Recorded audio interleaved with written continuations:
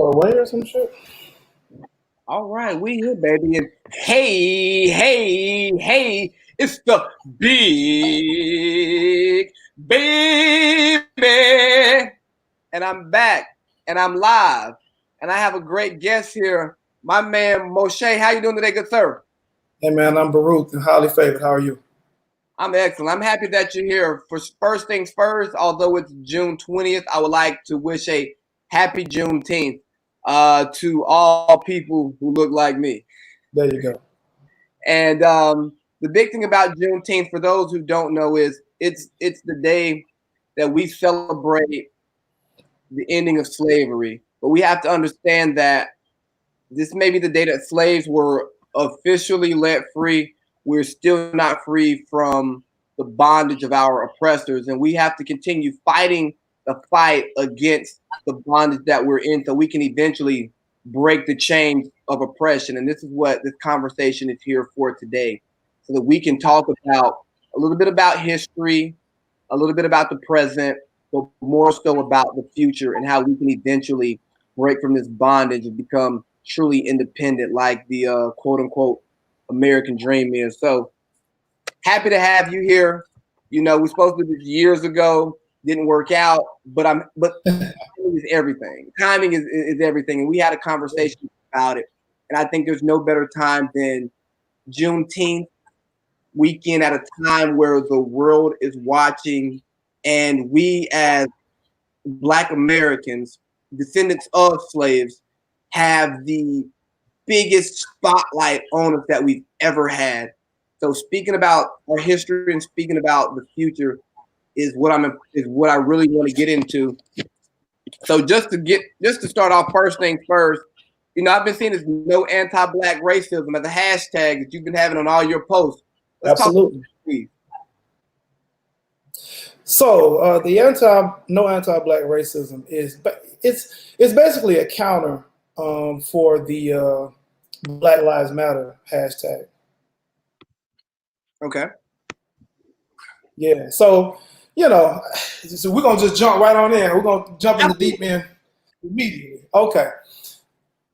So I'm not an advocate for Black Lives Matter. That's not really something. The sentiment, right, is different than the organization.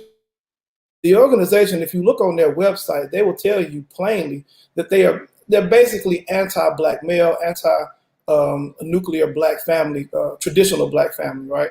You look at their website, there's no mention of the Black male, right? And so this is an organization that came to prominence around 2014 on the backs of the deaths of Trayvon Martin, that was 2013, and then Mike Brown and Eric Garner. So at that point, that's when you started to see this organization come to a high level of notoriety in the country and globally. But like I said, it really boils down to an LGBT organization.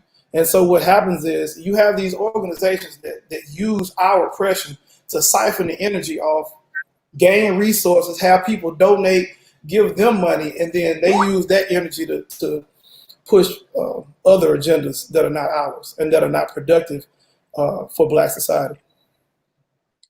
Okay, and again, we talked about this privately. I've given some public statements on it, and that's kind of what I talked about a week and some change ago about everybody ain't an ally.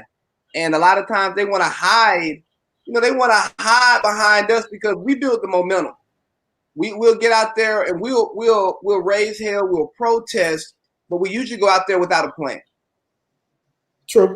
And I see different organizations, they have more of a plan. So they take the momentum that we build and they run with it. And I think for our people, we have to become more educated because don't get me wrong, the sentiments of Black Lives Matter, I support. Absolutely. I'll attend a Black Lives Matter event because I understand the importance of human interaction, having conversations with people. And I even use the hashtag just because I understand the traffic that it can build, and that could be wrong, right, whatever. But I think that the lack of education about these different organizations, because maybe you posted it, I think you did, talking about what's going on in Minnesota and how Absolutely.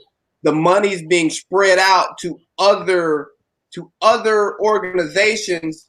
And again, I'm not against other organizations fighting for their freedom, but my issue comes in, don't use my plight, don't use my pain, don't use my struggle as a mask for what you're trying to do, because that makes me feel like you have the same sentiments as my oppressor. You're just not in the same position that he's in.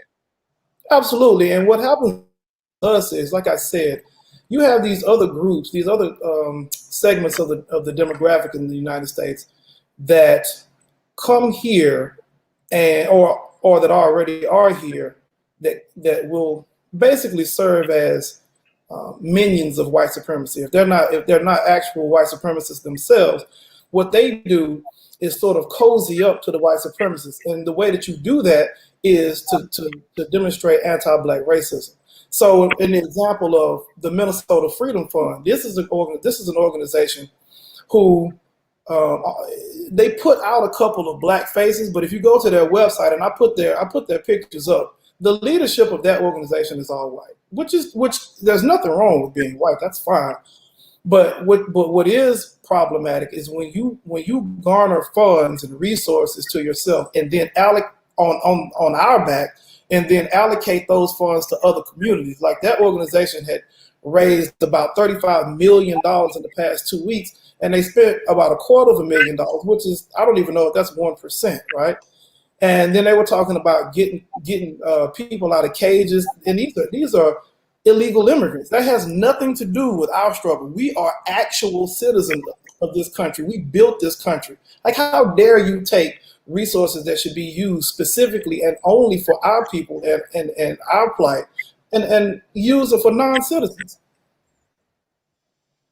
Well, some people would say that if we're looking for equality for all, then it shouldn't matter, right?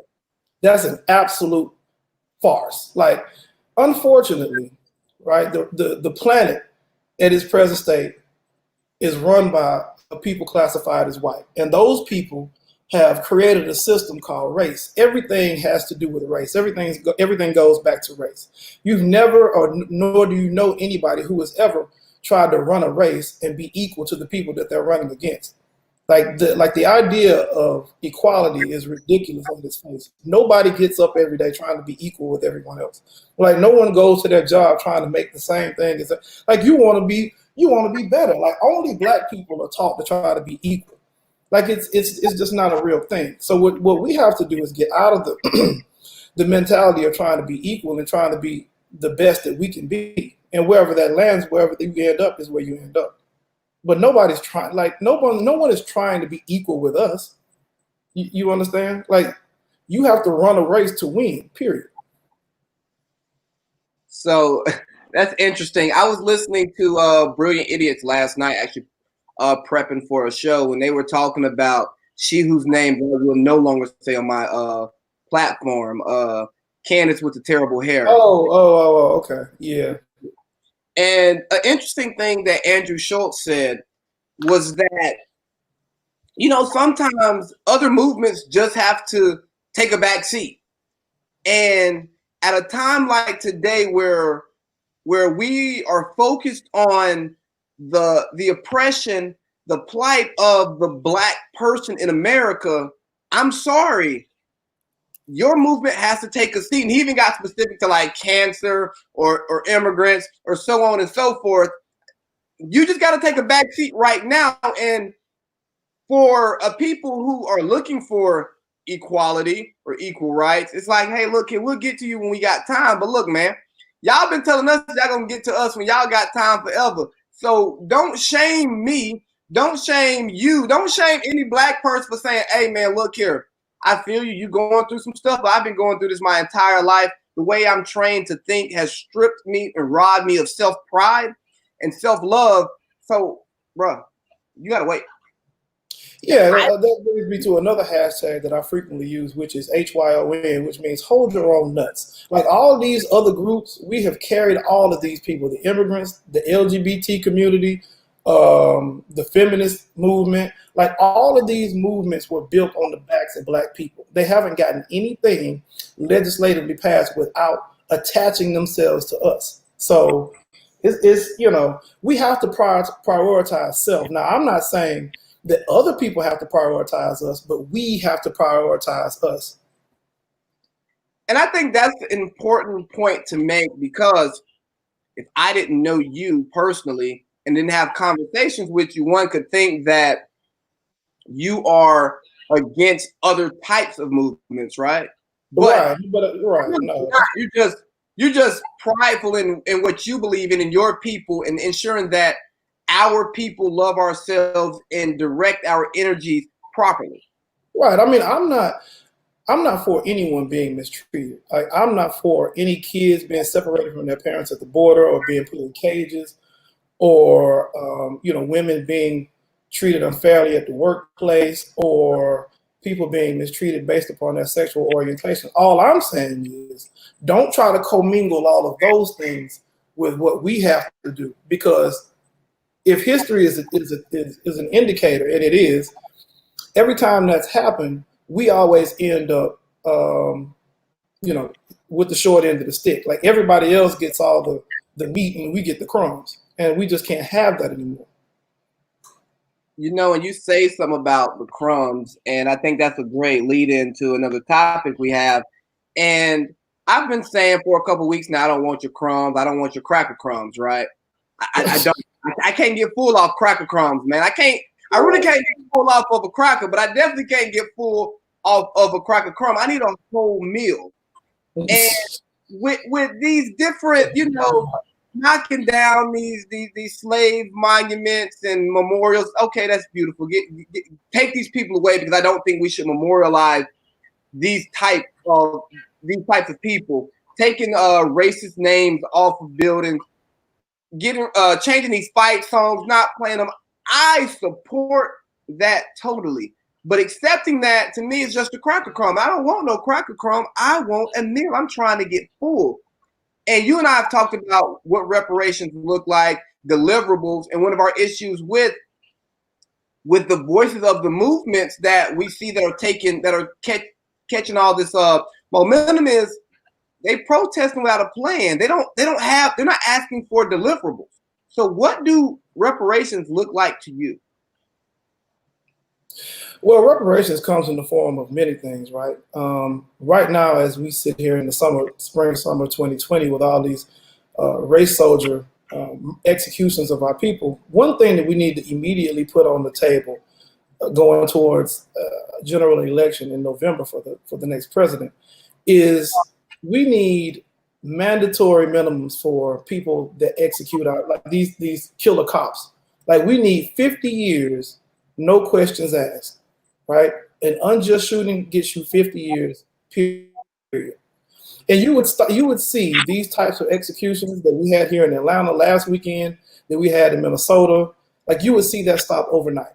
But these race soldiers know that they can shoot black people and kill them, and just sort of, say, oh, I fear for my life, and that'll be acceptable. Like the guy that killed the brother in Minnesota, I mean, he had a camera on him the whole time. He was looking at the camera. Like, that says to me that he knew that he could kill this man without any repercussions. So that's something legislatively that's easy to do before you even start talking about the trillions of dollars in revenue in the name of reparations or land allocation or anything like that. Something easy that you can do is pass a law that mandates these race soldiers get 50 years, no questions asked. I find it interesting, and I did an interview a few weeks ago with a sheriff candidate from our hometown. I saw that, and he spoke about the body cameras making a difference, and I'm like, they don't, they really don't. And for law enforcement, and this isn't personal to him, but for law enforcement to feel like the body cam itself will change the behavior is absolutely crazy, because the culture there is one that lacks accountability. And where I really struggle is where people, and a lot of these people are against us, against the progress that we're trying to make. Damn the winning the race that we're trying to win. They're against us. They're against us placing in the race. They want to place a higher level of accountability on the civilian than they do on the person who is sworn to take an oath to protect and serve. And my problem is that you, as a police officer, you have to have more restraint because you went through the training. You are supposed to protect the people, not kill the people. You know, you're not supposed to persecute the people. But people want to say, well, he should have done this, he should have done that. No, the responsibility lies on the law enforcement official. And don't get me wrong, there are situations where it is justified to shoot someone if your life is truly threatened, right? There are those situations. But so often, restraint is used for certain types of people. We don't get that same restraint. So I struggle with that. But you speak on the mandatory minimums and the things, and that's legislation that could be passed tomorrow. Hell, they pass legislation when they want to. Absolutely. How did you feel when you saw the Nancy Pelosi's of the world in Kente cloths taking knees when they could be in their offices writing up policy? See, they do stuff like that because they know that Black people traditionally have been satisfied with symbolisms, right? Like put up a monument to King, who was anyway, or put up a memorial to the slaves in D.C. Like I don't care about any of that. I don't care about any platitudes. Give me tangibles. Give me something, because Black people in the United States, the descendants of slaves, are in a very unique position. There was something very specific that was done to this people, slavery, Jim Crow. So there has to be an equal opposite thing done to repair this people. Like putting on a kente cloth, like there's so many things wrong with that. But again, they do those types of things because Black people traditionally have been satisfied with symbolisms, like electing a Black president. Symbolism, symbols of change, not actual change. And we got to get out of that. We have to say, no, we want tangibles, deliverables, as you put it, like everybody else. We're more deserving than anyone else. You think we're more deserving of? Absolutely. We are the backbone and have always been since before this country was this country, when it was the colonies. We fought in every theater of war that this country has ever set its hand to. Fought for the British and the colonies. So, you know, we're owed. We are owed a severe debt, and the United States needs to pay its debt, period. And I was having a conversation about this, and the question came up was, well, where does it come from, and do taxpayers whose descendants may not have had anything to do with putting our people in shackles, enslaving us, and holding us down, should they have to pay? And I was like, look, it's not them personally paying it, it's the country paying a group of people what they owe. And how they get that money, I'm sorry, you're collateral, it's collateral damage, but you live here, you enjoy the opportunities of being an American. Absolutely.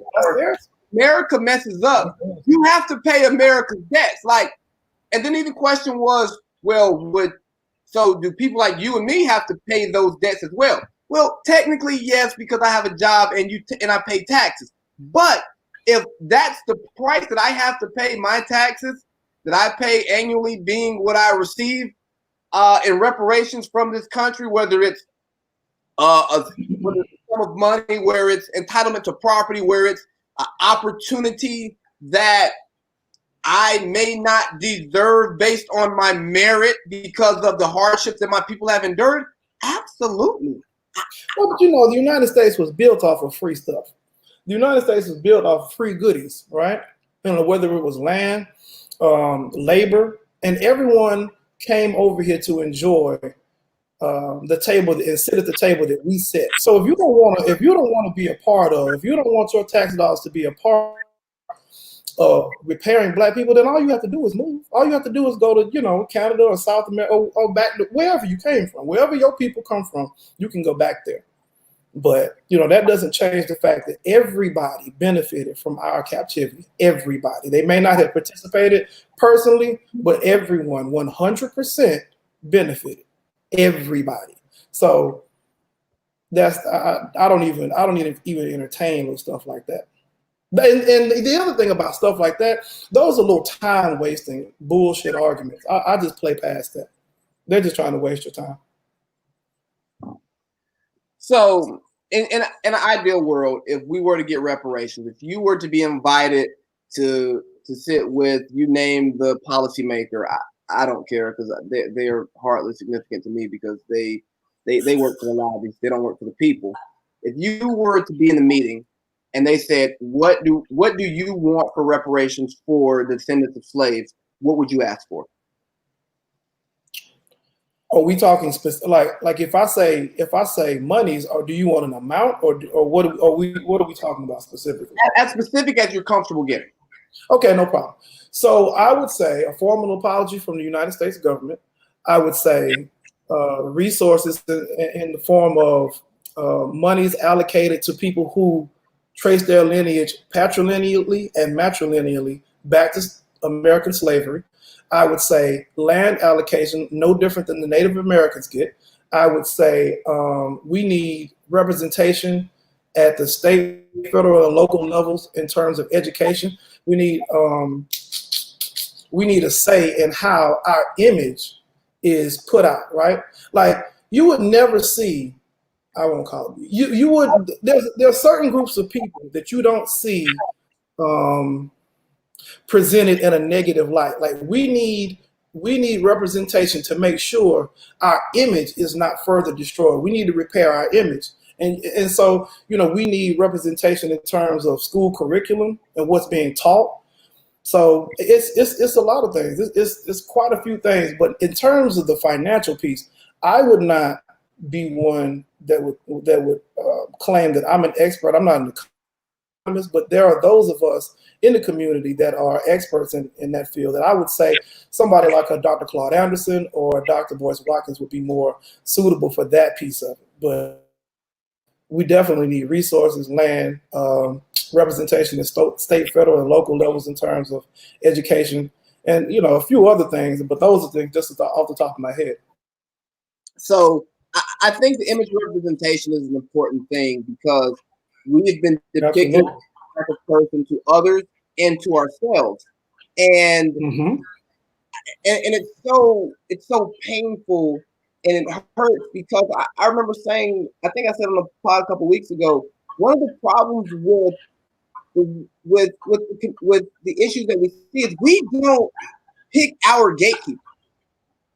They run everything, whether it's the sports leagues and those are the popular black people, whether it's the production companies who choose the music artists that we actively listen to or thrown in our face, whether it's the media companies who pick their black personalities. There's so much gatekeeping that we don't have, and it hurts our image. And it's just not. I see all these companies saying they want to pledge all these dollars to fight racial injustice in America and donate to these other groups. But it's like, bro, you don't even have to spend no money right now. All you got to do is look internally at your organization and tell me what the diversity is there. And not just diversity in skin color, because you can have high levels of melanin like I do and like you do, but not be of our people. So where is the diversity in culture, and what are you doing to fix that? Right.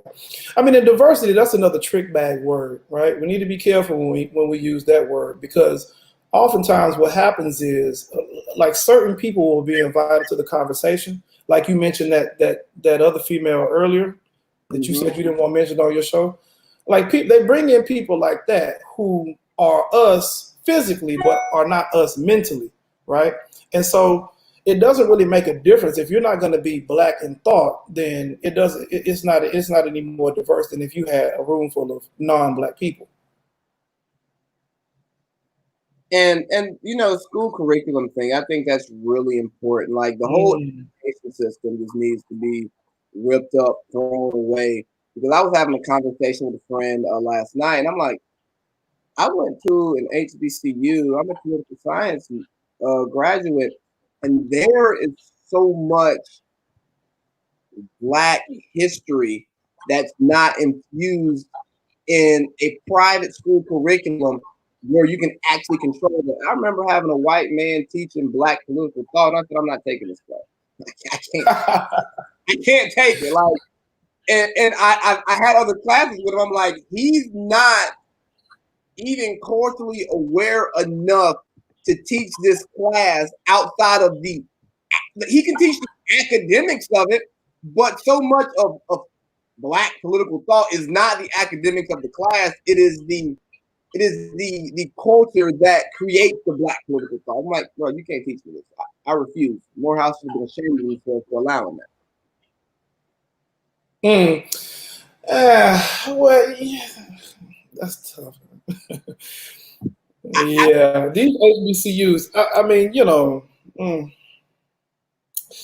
yeah, I would say just circle back to we do need representation in terms of curriculum. I agree that there are things that are not taught to us, right, about our history, and without those things, like you're not really whole. Like you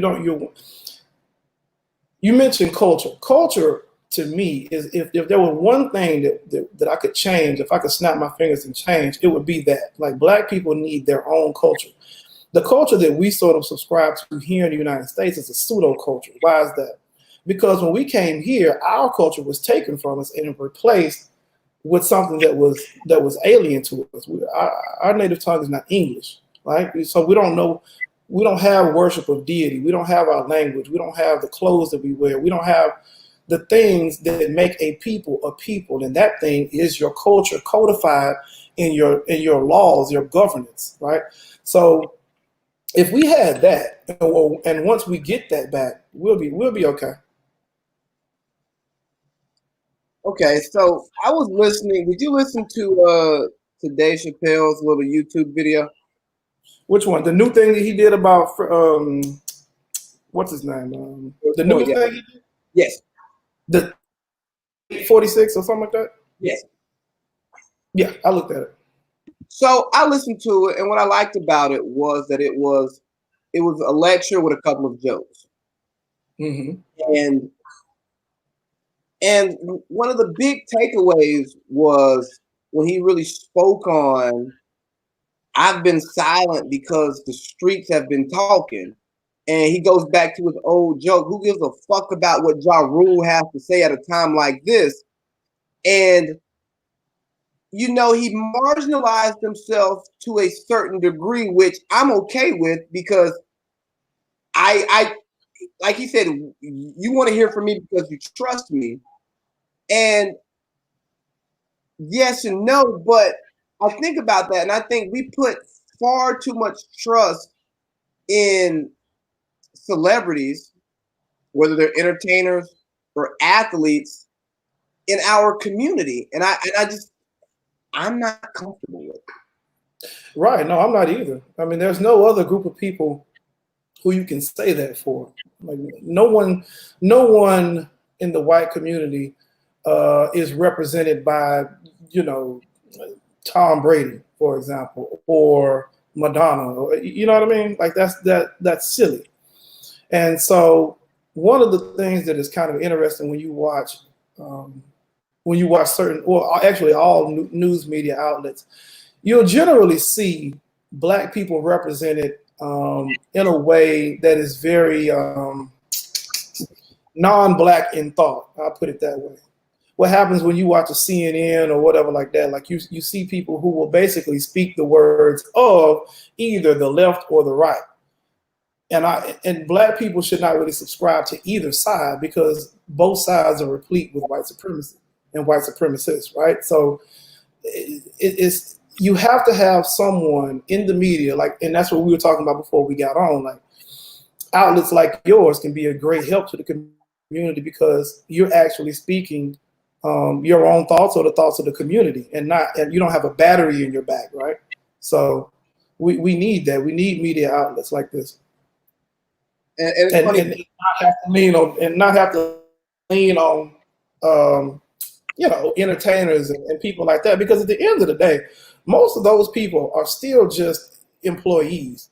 Employees can be fired, and so it's not really up to these people to sort of speak for us. I mean, we need to, at a grassroots level, speak for ourselves and move as a group. And like I said earlier, also, if you're going to vote as a group.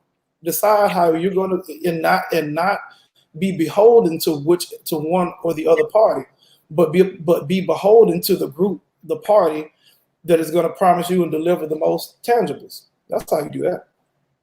And I was having a conversation with your cousin Josh about that, and how not only do we have to vote as a group, but also we have to start grooming our own candidates, because so often we trust the political machine with our issues when they don't need our full support to get elected.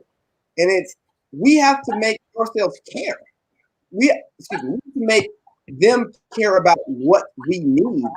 And if they don't care, we have to find people who actually represent us, and we be the battery in their back, as opposed to name that lobby or the party itself to be the battery in their back, because eventually they can't even make their own decisions because they've been corrupted by the party or the lobbies.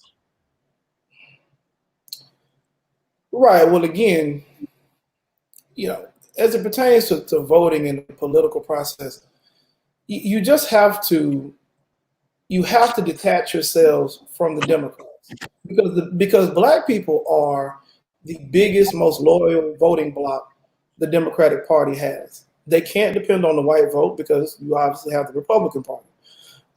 They can't depend on the LGBT community because a lot of them vote for Trump. The same with the Hispanic community.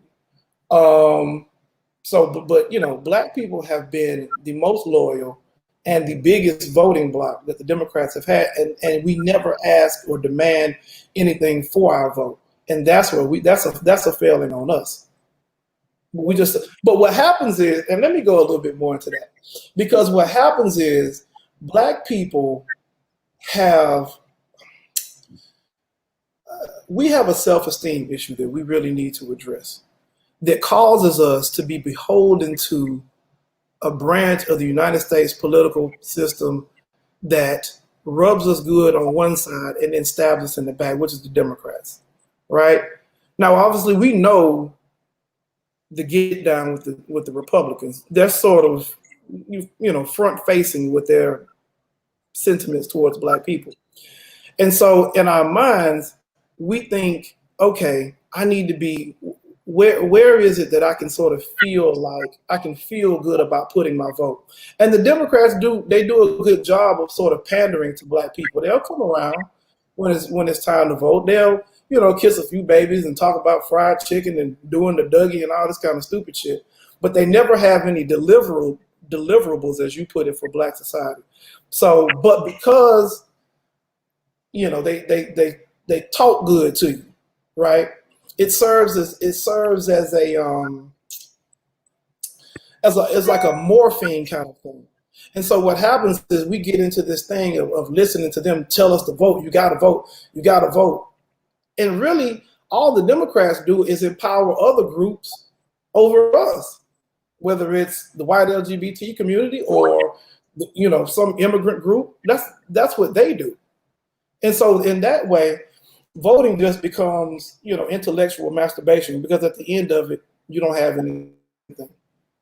I tell people often that, voting is good if you have legitimate options to vote for.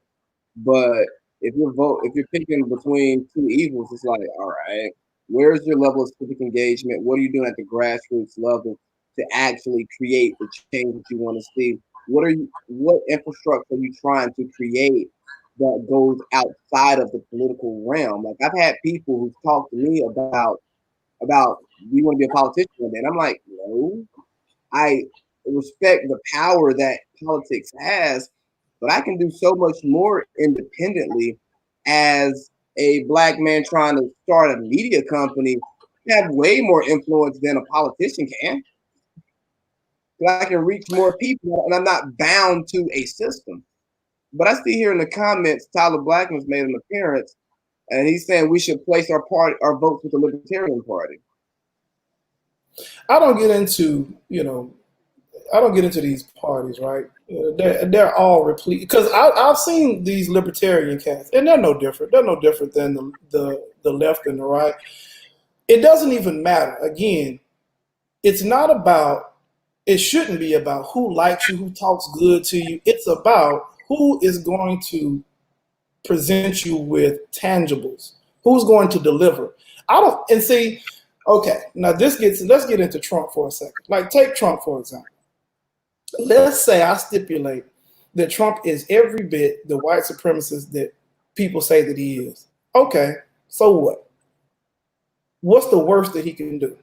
And this is like a serious question. Like, what is the worst that Donald Trump could do in terms of Black society? No more than anybody else has done. Right. But see, there are people who would say, well, he could reinstitute slavery. Okay. Then the next logical question that Black society should ask is when? But the problem is Black people are afraid to hear the real answer from white people. You're afraid to hear the real answer. That you're absolutely right. I talk to people all the time, and I see, especially now, people are deleting friends, blocking people because they're racist. And I go, bro, why are you afraid to confront these people? Removing these people from your day-to-day, I get it may help your mental health out, but what it doesn't do is you're now putting yourself in a vacuum. Yep. Where you don't even know what they're thinking anymore. So they're plotting and strategizing, and you're going to stay right here on this rat wheel that we've been on for 400 years because you don't even know what the enemy's doing now. Exactly. I engage white supremacists on purpose. Tell me more. Tell me more about what you're doing. When is okay, cool. That's what y'all up to? That's what you think? I love to know what people think. Good deal. Because if I don't know what you're thinking, I can't fight you. I can't fight you with a full armor, with a full arsenal. And also, I can't change your mind if I don't engage with you. Right. Agreed. So, I mean, I know it's not a battle that everybody is here to fight. It's a battle that I'm comfortable. Again, like I said, it goes back to we don't want to hear people say that they don't like us, and we have to get out of this thing where we're looking for people to like us and approve of us. Let me say this, man, and I mean this. There is not a group of people on this planet who can approve of us. Like, who is anyone to approve of us? When these people that we're talking about, you are the last people to arrive at the place called civilization. We taught you all. We got you all to where you are. So I don't look for any other group's approval. I approve of myself. And you speak about the approval and the self-esteem. And it's so funny, especially growing up in Cartersville. And there are so many people who, in Mount Zion, they told us we're supposed to look up to, we're supposed to respect. And as I've gotten older, I realized all they've tried to do is get the white man's approval and get the white man's acceptance, when it's like, man, you don't even accept yourself. You tap dance to the music you don't like. If you don't dance, at least pick the song. Yeah. Well, but and that's not to denigrate any of our brothers and sisters, because what happens is, it's a journey, right? And that's something that I've had to kind of accept in dealing with our people, because I know for myself, like, I didn't get to where I am, and I'm by no means am I where I need to be or where I hope to end up, but it's been, steps and a journey for me as well. And so I can't expect people to always get things quickly. You have to You have to be presented with certain information, and then you kind of get it when you get it. Absolutely. But I would caution us. You're running out of time, so you need to try to get it quickly. Yeah, there's a quote, and I'm going to paraphrase it, that Bill Maher said that everybody doesn't show up to the party at the same time.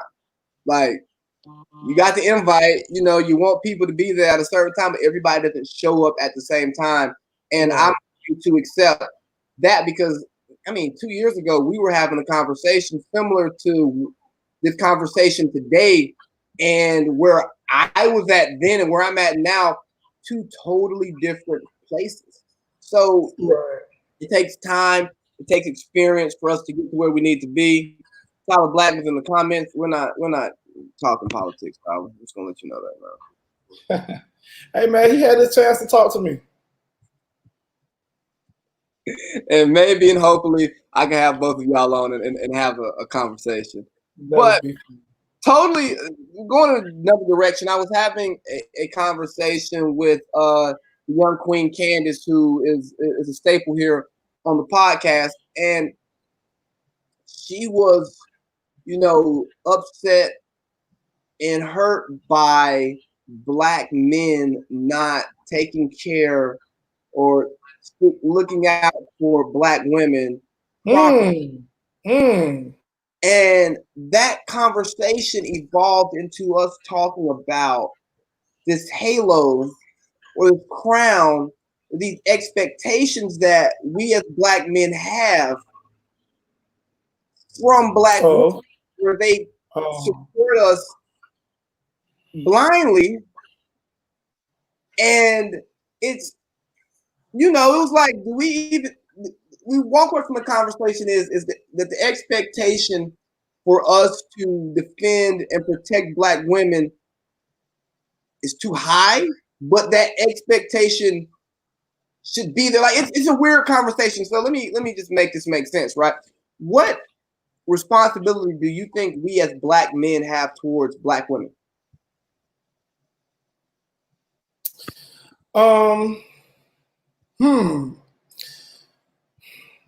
So it's tough to answer that question because, and the only reason I say that is because it depends, right? Because if you look at the thing that kills more Black people than anything, it's abortion. And so I'm not loyal to somebody who's aborting, 350 to 400,000 Black children a year. That's the ultimate disloyalty to the community. But any Black man that is not willing to protect Black women and children is someone who is not fit to live, right? Because if you're not willing to protect your progeny and your woman, then you're marked for genocide, period. That is a group of people who's ready to be not here anymore. But it's a two-way street, right? And in our support and protection of them, they have to be in support of us. You did. So it's a two-way street. It's like an insurance policy. You can't not pay your insurance, have a wreck, and then go to State Farm and want them to fix your car. It don't work like that. You got to be paying that premium every month. Well, see, you need to go to, if you're in Georgia, you need to go to Levesque. That's Black-owned insurance right there now. There you go. Shout them out, man. Tony Subin, Todd Dean, get that Levesque insurance. Absolutely. But you talk about the two-way street, and I think that's really important. And again, it goes back a little bit back to the self-esteem. How do we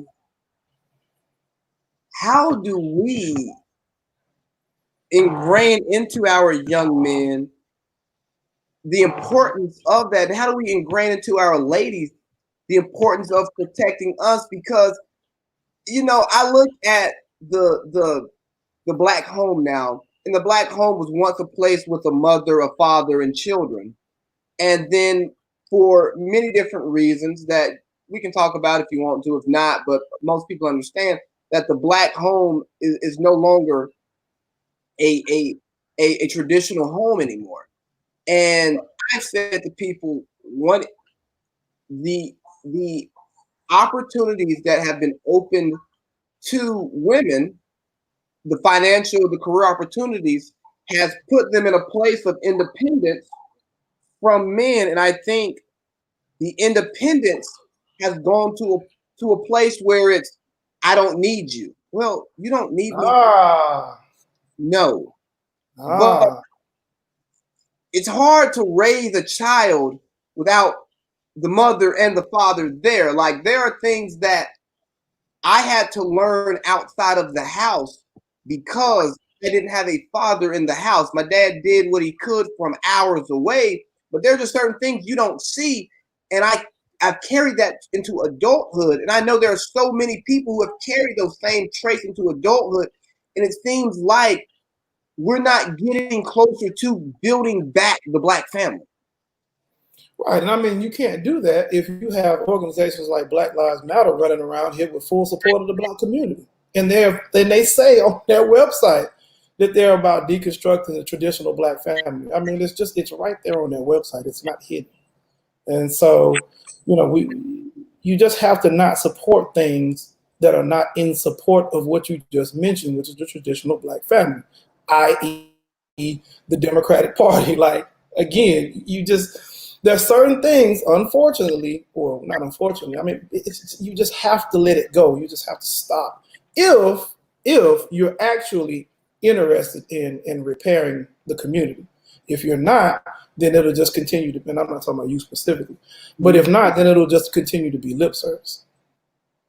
But, in terms of what broke the family apart, I mean, where do you start? I mean, I could start in before we got over here, or I could start here and, how they treated, Black men in front of their families to sort of break down the trust and the that she had of her man, right?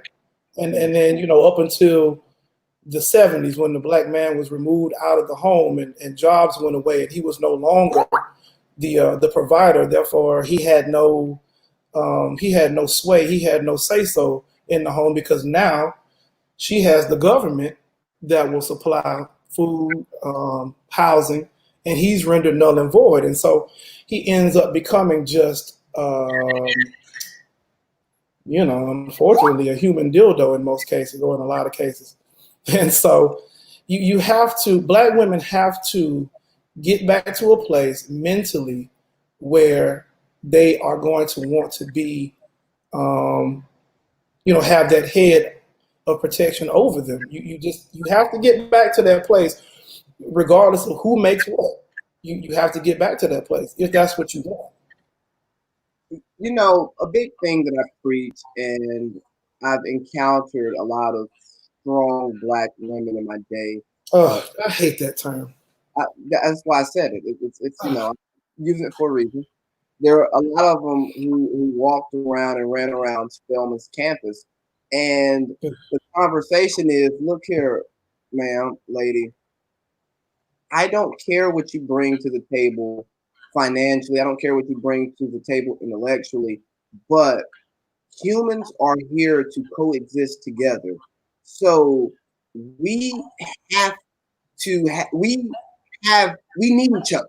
There is a level of interdependence that you need to accept, that I need to accept, so that we can be a better human race, a human species. Like, we don't have to pick the race, the ethnicity. Like, we got to work together. You need men and women. Like, you can't have babies without a man and a woman. So they haven't come up with it yet. They don't figure it out. And once they figure it out, boy, I keep certain comments to myself because of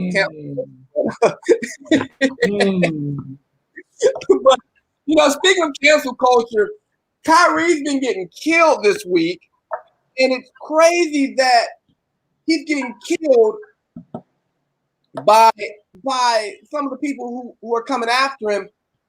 And I had a conversation about Black players being 70% of the NBA, the NFL, the the two biggest sports leagues in the country, and how they need to find a way to build their own leagues, then it gets leaked from a conversation that Kyrie Irving's having amongst teammates, and then it gets ran with as, what's wrong with Kyrie? Why does he think this? He's a different cat. And I'm not going to say that Kyrie is I subscribe to a lot of his beliefs, but he makes a valid point that, man, look, we have the power here.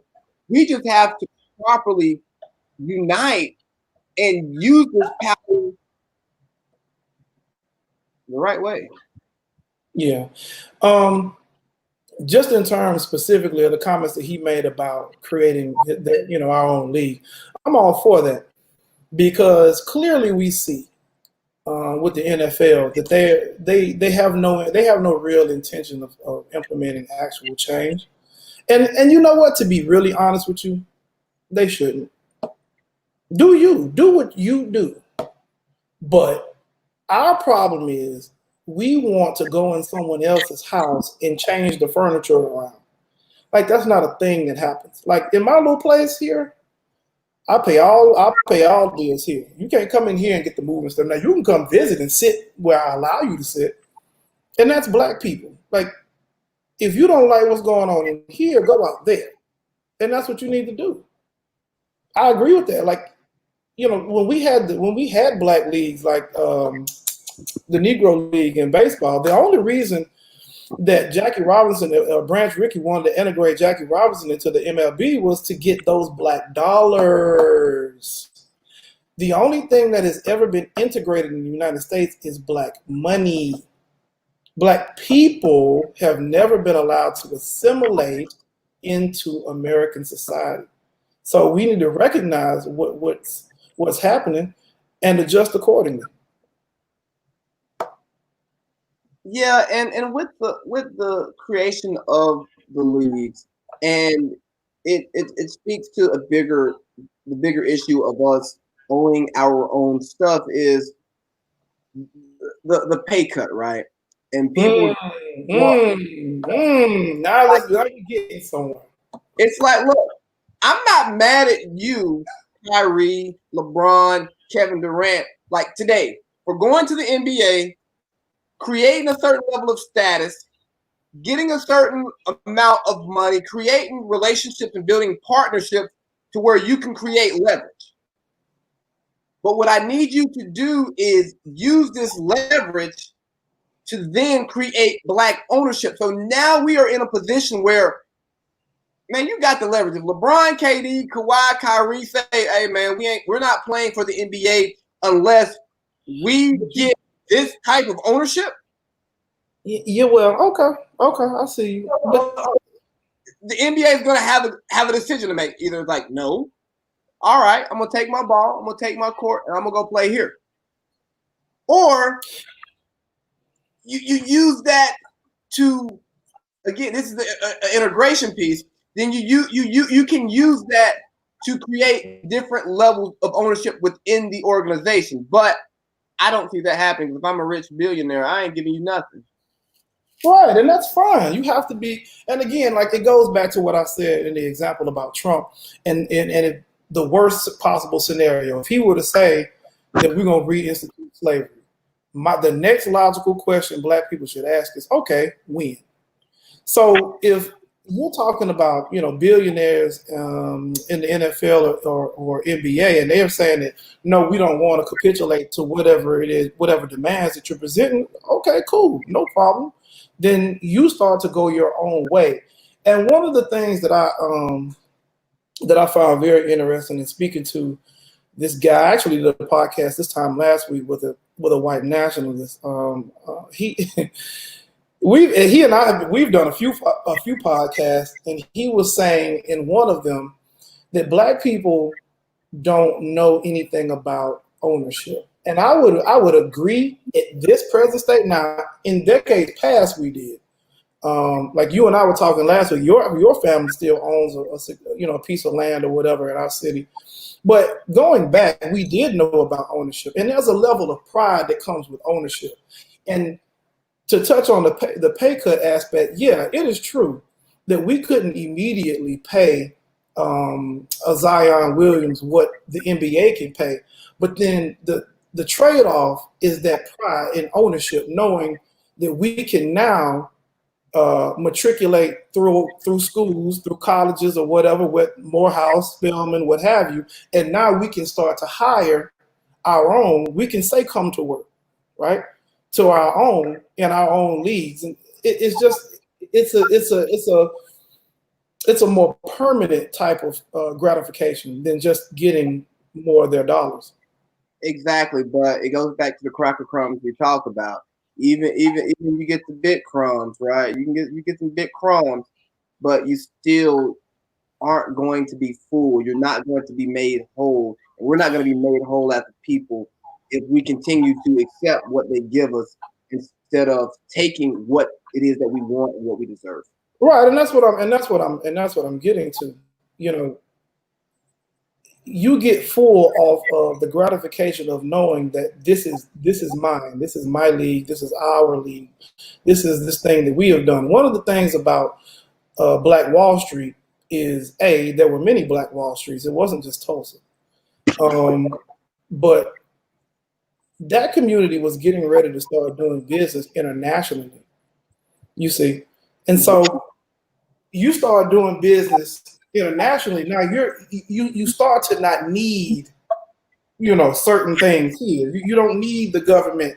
You don't need people to march with you and little stuff like that, little similitudes. You don't need that kind of thing.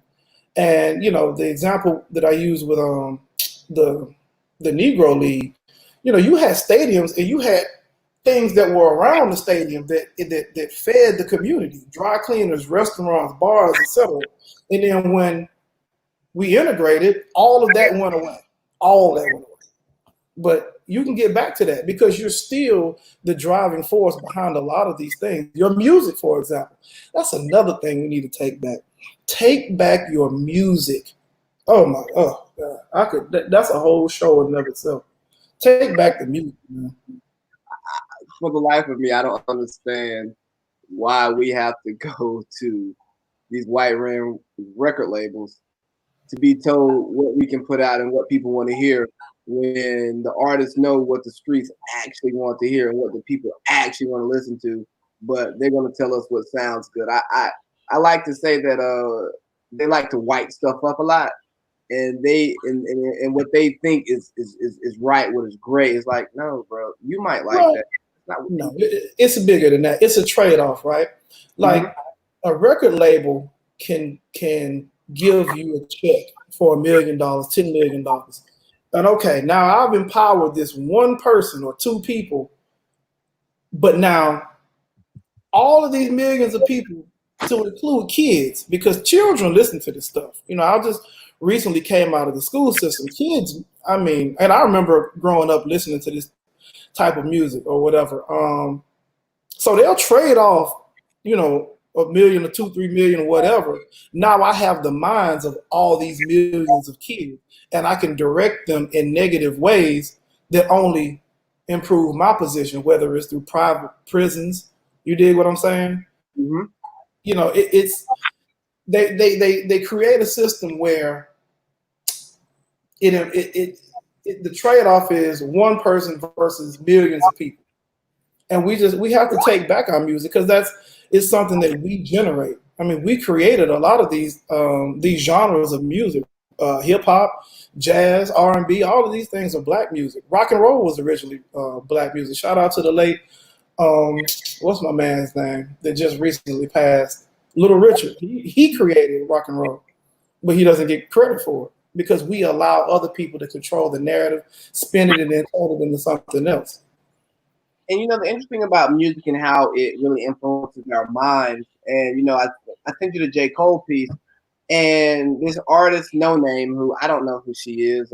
I only know who she was because of this issue she had with J. Cole, and she pretty much called him out for like, hey, y'all listen to these artists who pretty much promote all this woke culture or whatever, and you can't even get them at a march.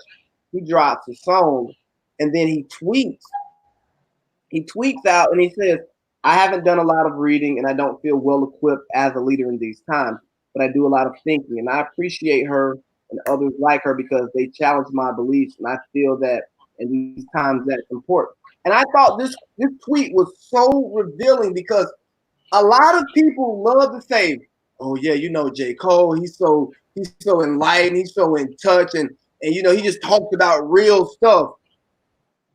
He just told you he don't read.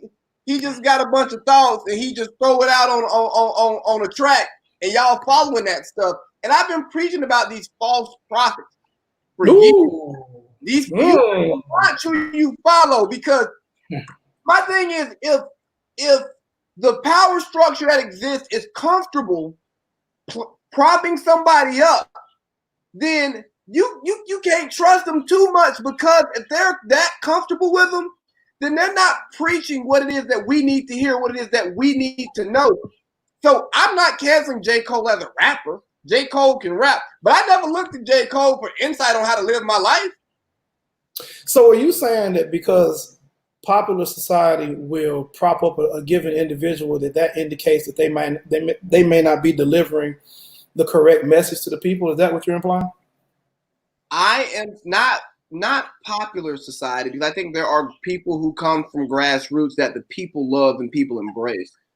But when the power structure, when they embrace somebody, right, you have to question them, especially if they are somebody who is supposed to be pro-black, pro-us.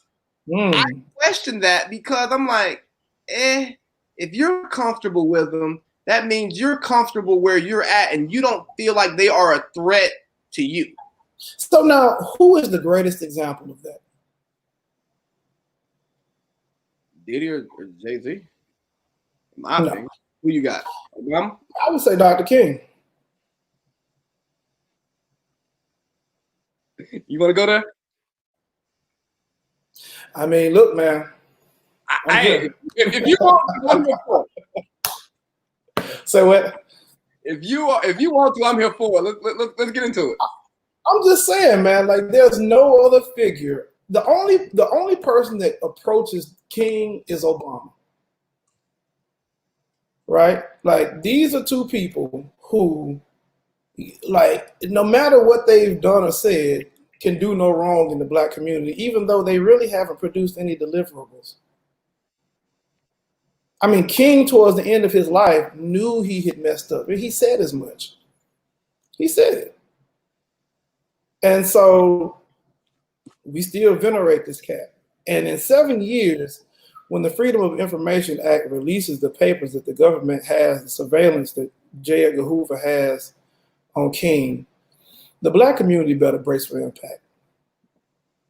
You know, because this cat was not who he purported to be at all. It is what it is. No, I won't get it. I could get into specifics, but I won't get into specifics unless you just want me to. But it's.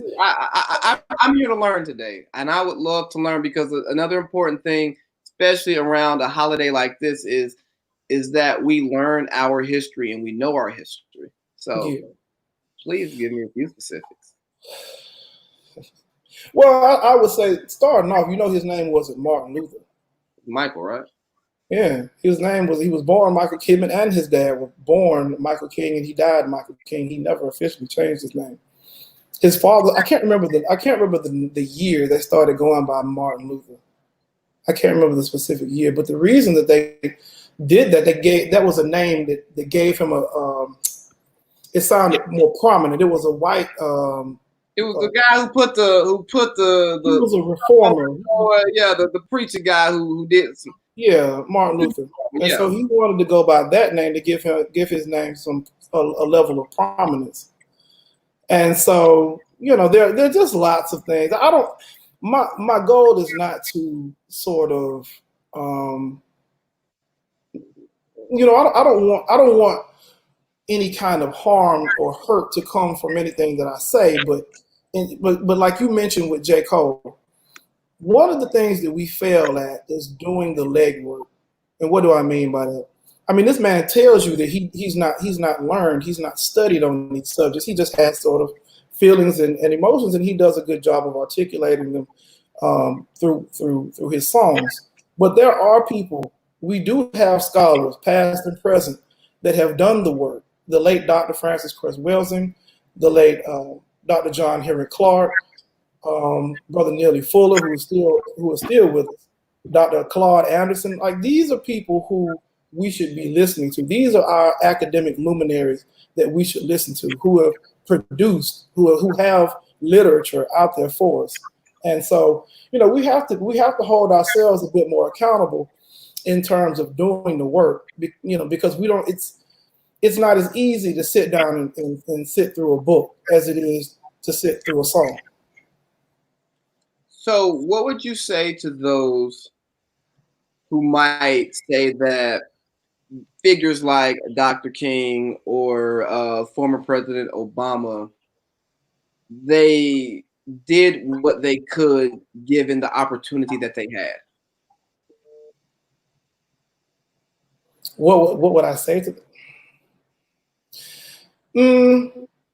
The problem with somebody like King is his motivation. King's motivation was to integrate Black people into American society. And he used, I guess, sort of the backdrop of the Black church to be able to do that. If you're gonna do that, then you have to adhere to what the scriptures say, and the scriptures don't have anything in it about integration. It doesn't say anything like that, but from Genesis to Revelation. And so that's why you never really hear him quoting scripture. Like, he never really does that. He was a great orator. He spoke well and stuff like Obama. He spoke well, but he never came from the book. And you said, you talked about the Black church, and we were going to talk about the Black church, and we can't not talk about the Black church. Because some say that the Black church and Christianity has been one of the biggest issues in our society because it's the religion that our oppressor gave us. It's what they used to keep us in bondage, and now we cling to those values. Mm-hmm. Right. And so, religion, there is no religion that the scripture prescribes, right? Not Christianity, not Judaism, not Islam, Buddhism. None of those isms or schisms are in there. And so, but because our elderly were killed off, and then the young were then raised up in the way that the master would have them be raised, and so they only knew what he wanted them to know. And that's your indoctrination into Christianity. That's the beginning of it. And so I always tell people that, yes, while slavery, chattel slavery, antebellum slavery, physical slavery was very, very bad, Christianity is that thing that causes Black people to react in the way that they should, but then Christianity kicks in and makes Black people go the other direction. What do I mean by that? Like, there's no group of people who would sort of be treated the way that we've been treated and then immediately forgive. Like, that's not in the Bible. It's just not in there. Now, what you will have is people sort of twist certain scriptures without understanding and make it appear that way, but it just isn't that way. And so part of what I do is provide our people with their history so that you can develop a level of self-worth and self-pride, because rest assured, a high percentage of what a person feels about themselves rests on what they know or what they don't know about who they've been in racial history. And so when you know who you are, when you have history and knowledge of self, it'll cause you to have a level of pride that won't allow you to allow other people to sort of walk all over you, which is what Christianity makes Black people do. It's that it's this internal thing, because it's been so ingrained in us. It just makes us just, sort of lay down. And the scripture talks about us having laid ourselves down so that people can walk over. But we gotta shake that off. And I'll tell you, when we have the Christianity conversations, and it's almost like the the dominant sentiments from black people and white people are, if you look at the way we act and the way we use the Bible to rationalize our behaviors, this is again in the Christian church, is like we worship different gods and we reading different books. Right. There's a quote. There's a famous quote. I don't know who says it, or who came up with it. But they say that the most segregated day in the United States is Sunday. Exactly. They go to the first Baptist or first Methodist or whatever. You go to second.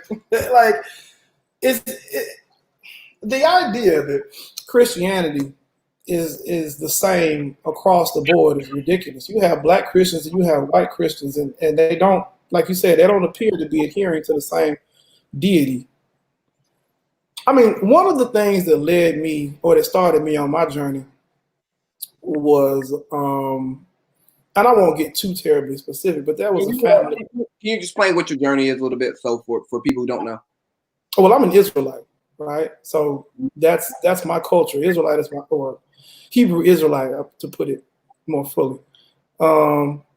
Hebrew is the culture. Israel is the nation. And so, but one of the things that kind of started me on my journey was, I would look at, you grow up in church like you and I both did, the same church actually.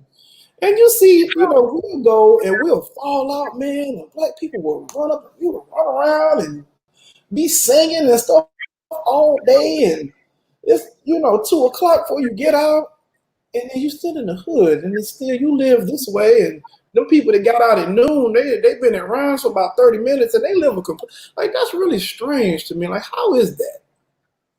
And you go on like that, and you go on, and you go on. It's like, oh, okay, whatever, I guess.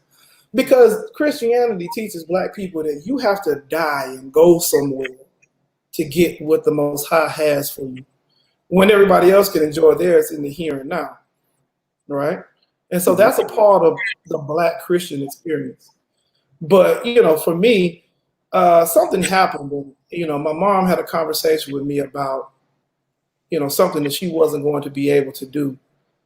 And I know my mother is very fiscally responsible. And I was like, And it kicked in. I was like, dang, man, like this isn't right. Like, this isn't fair. I wasn't mad at her. I'm just like, there's something about this thing that we deal with every Sunday and Wednesday and a whole week in summer. This don't sit right. And so I'm like, man, this ain't it, dog. This ain't it. But that was kind of the catalyst, or one of the early catalysts that started me on my journey. But like I said, it's a process, because I dealt with, I used to listen to a lot of X speeches, Malcolm X. I still listen to Elijah Muhammad, Minister Louis Farrakhan. These are kind of people who were more at the beginning. But I saw I wasn't quite home yet. Wasn't quite home yet. And I remember when the journey started, because it was like, oh, I just see you pop in church, right for the last song in the sermon. You didn't have to do that. I'm taking that from you into my adult life. All I need is a song and a sermon. I can go home. I don't need to be here for all the extras. You're so petty. But one thing that I take away from what my granddaddy used to say is, man, y'all go sit in church all day, get happy, excited, pastor done hooped and hollered, and you done walked out and you ain't learned nothing. Nothing. I remember when I first came into the truth, like I would challenge people on Sunday. Okay, now what do you know? And people would be offended. Now I will say this about, my upbringing. There was a time when black people would sit around and talk the Bible all day. Like I remember when Reverend Mitchell was alive. Mm-hmm. He would go, over the community. He would eat with certain families, and and old people back then was actual old people. Like they did old people stuff. Like they talked about the Bible and this and that. But these new cats, hey man. So a quick question in the comments before Blackman has his tea time. I shouldn't ask it. I should say you wait when I feel like asking your question. But I'll be nice today, even though let me shut up. But he was like, do you think blacks and whites should coexist, or do you think our society should be segregated? He doesn't understand your stance. Segregated how? And I say that because of this. Black people are segregated now. Like you go to Buckhead and you go to Bankhead. Those are two very different places, both in Atlanta, and you can go to either one of them. But you have one group of people that predominantly lives in one, and another that lives in the other place. So we're already segregated. Thank you for that. But yeah, I just think it's important whether or not we are going to adjust, find a different route to what's the right word I'm looking for? To find our heaven, right? Just for lack of better words, right? Whatever it is that we're looking for. I think it's important to understand what it is that we believe and read what we believe, because one thing I do take away from Dr. Rhodes, who was the pastor at Mount Zion, the church that we both were members of. I don't know if I'm still a member there. Whatever. But I mean, I ain't been there forever, and I don't give him no money, so I don't know if I'm still on the books. But he used to always say, don't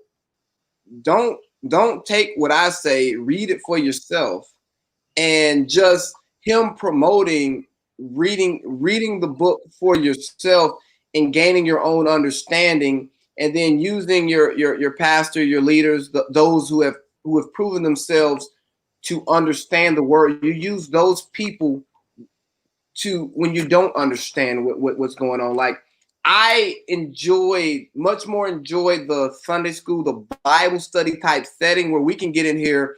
We're going to talk about this topic, or we're going to come from this book, this passage, where we can read through here. We can get full context of what's going on. Then we can also have a discussion so that learning occurs. But people get so caught up on Sunday, on church, 11 o'clock, 11 to 1:30, whatever it is, how long you're going to be there. And now you got somebody talking at you and asking for your money.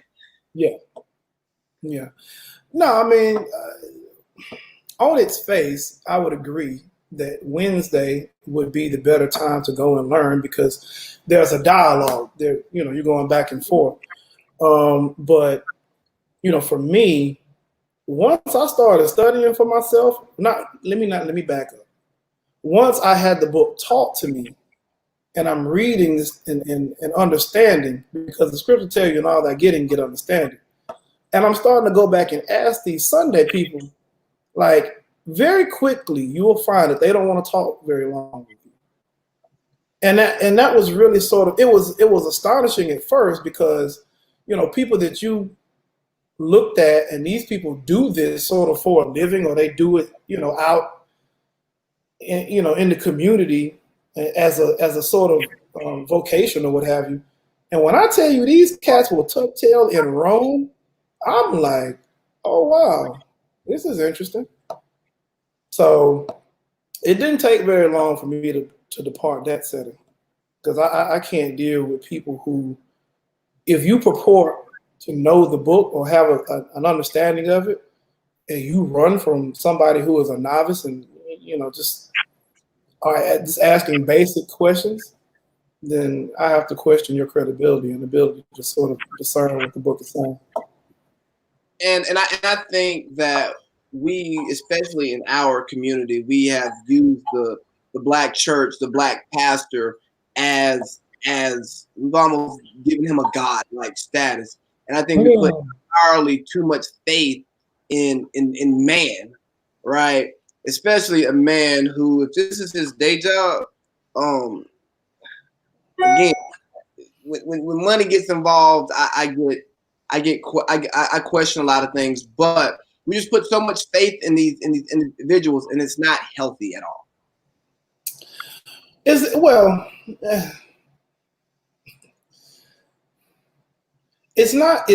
not healthy to follow a man. Christ was a man.